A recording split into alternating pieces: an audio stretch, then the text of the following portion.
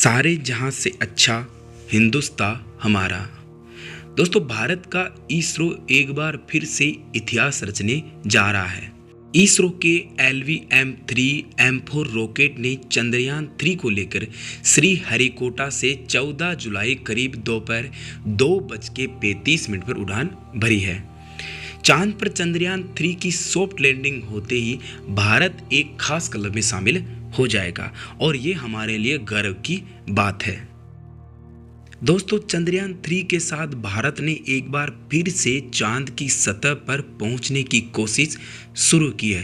भारतीय अंतरिक्ष अनुसंधान एजेंसी इसरो के वैज्ञानिक 14 जुलाई 2023 की दोपहर को खुशी से झूम उठे थे, क्योंकि श्रीहरिकोटा के सतीश धवन स्पेस सेंटर से चंद्रयान-3 को लॉन्च किया गया।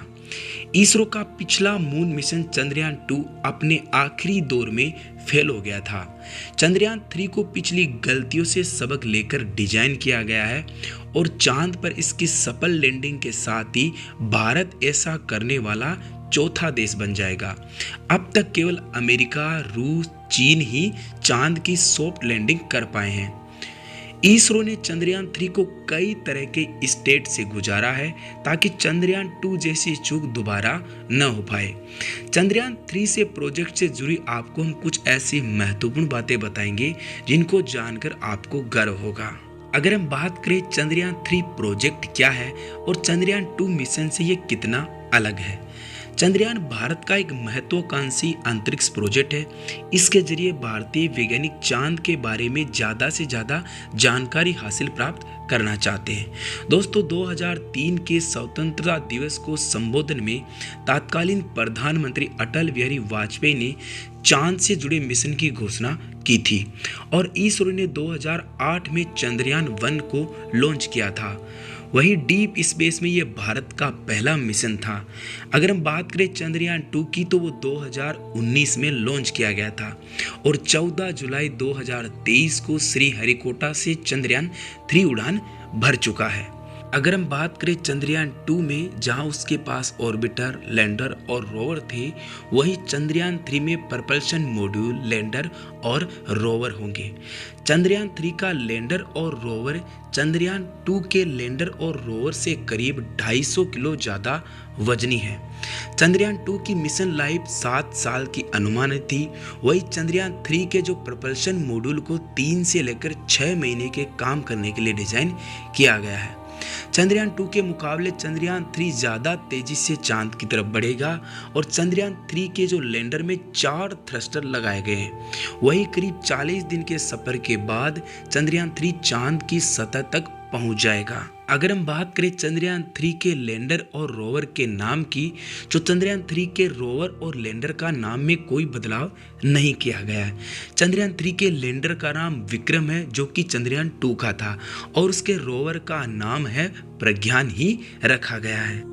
शुक्रवार को लॉन्चिंग के बाद चंद्रयान-3 खुद धीरे धीरे पृथ्वी की कक्षा से बाहर निकलेगा और फिर तेजी से चांद की ओर बढ़ेगा और चंद्रयान-3 को चांद तक पहुंचने में करीबन 40 दिन का समय लगेगा और चांद के पास पहुंचकर यह उसके गुरुत्वाकर्षण के बल में हिसाब करेगा और वर्तीय कक्षा को घटाकर 100 × 100 किलोमीटर तक लाने के बाद चंद्रयान-3 का रोवर प्रपल्शन मॉड्यूल से अलग हो जाएगा और सतह की ओर बढ़ना शुरू करेगा।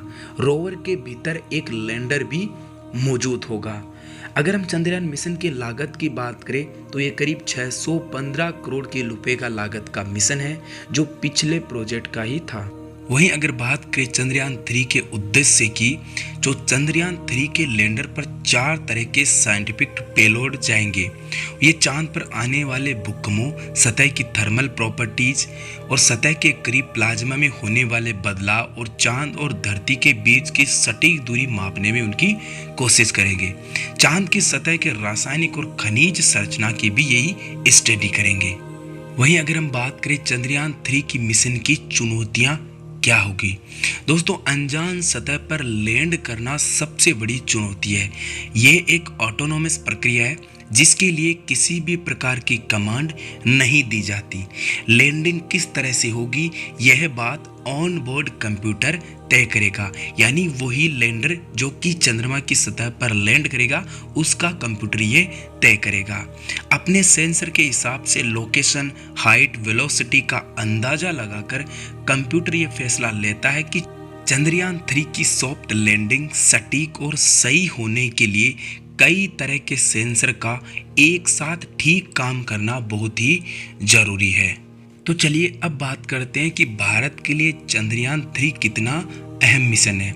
अगर हम साइंस की बात करें तो चंद्रयान मिशन कई अहम सवालों के जवाब मिल सकता है, जैसे कि चांद की सतह पर भूकंप वाली तरंगें कैसे बनती है और चांद की सतह थर्मल इंसुलेटर की तरह व्यवहार क्यों करती है, यहाँ तक कि चांद का केमिकल कंपोजिशन और इनका एलिमेंटल कंपोजिशन क्या है और यहाँ पर प्लाज्मा में क्या क्या उपस्थित है। ये सब जानकारी हमें चंद्रयान 3 मिशन से मिलेगी। चंद्रयान 3 मिशन की सफलता भारत के अंतरिक्ष कार्यक्रम की सबसे बड़ी उपलब्धियों में से एक होगी। अमेरिका, रूस और चीन के बाद भारत चौथा ऐसा देश बन जाएगा जिसे चांद पर सॉफ्ट लैंडिंग होगी। लेकिन आपको ये जानकर गर्व होगा, आज तक कोई भी देश इन चारों में से या इन तीनों में से चांद के साउथ पोल पर अभी भी सॉफ्ट लैंडिंग कर नहीं पाया है। लेकिन अगर भारत की बात करें तो भारत का जो लैंडर है वो चांद के साउथ पोल पर लैंडिंग करेगा। अगर ये लैंडिंग सफलतापूर्वक सक्सेसफुल हो जाती है तो भारत दुनिया का पहला ऐसा देश बनेगा जिसने चांद के साउथ पोल में सॉफ्ट लैंडिंग सफलतापूर्वक की है, और ये हमारे लिए गर्व की बात होगी। तो दोस्तों, आज का वीडियो आपको कैसा लगा हमें ज़रूर बताएं। आज के लिए इतना ही, धन्यवाद।